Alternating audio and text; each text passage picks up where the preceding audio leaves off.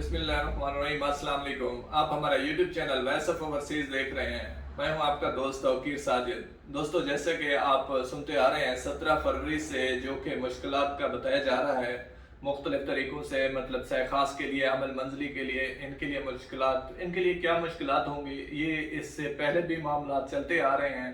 जैसा कि बदून कफील का सिस्टम था, पहले था, लेकिन अब थोड़ा सा ज़्यादा सख्ती करने की वो कोशिश कर रहे हैं कि जो भी कफील के बगैर वर्क कर रहे होंगे, आपके लिए सबसे बेटर ऑप्शन यही है कि आप इसके लिए अक्द बना लें, कफीलों से इश्तराक कर लें। जहाँ भी आप काम कर रहे हैं अक्द के तौर पे आप काम करें, आपके लिए कोई मुश्किल नहीं होगी। और सहखास और आमद मंजली वालों के लिए यही है कि जिनके पास ड्राइविंग लाइसेंस नहीं है वो तकरीबन कोशिश करें कि 17 फरवरी से जो नए कानून की पासदारी हो रही है उस पर 2-3 दिन देख लें कि क्या मुश्किलात आती हैं, उसके बाद अपना वर्क स्टार्ट करें।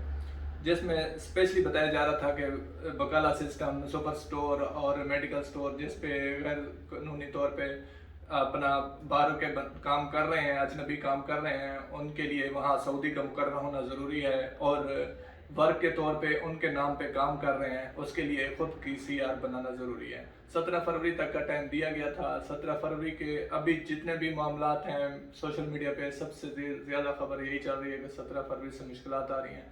मुश्किलात तो इससे पहले भी थी, अब भी होंगी। इकामत तजदीद वालों के लिए स्पेशली बता रहा हूँ कि इकामत तजदीद आपका जिसका बलाग हरूब है, और सहखास वालों के लिए, इनके लिए यही सेम कैटेगरी है। जब अब 17 फरवरी के बाद इकामा इंतहाई वालों के लिए भी यही खबर है कि अपना इकामा रिन्यू इससे पहले करवा लें।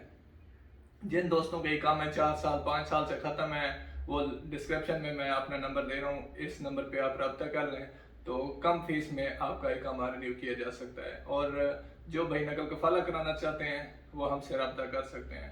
तमाम दोस्त अपना बहुत सारा ख्याल रखिएगा। अल्लाह निगहबान।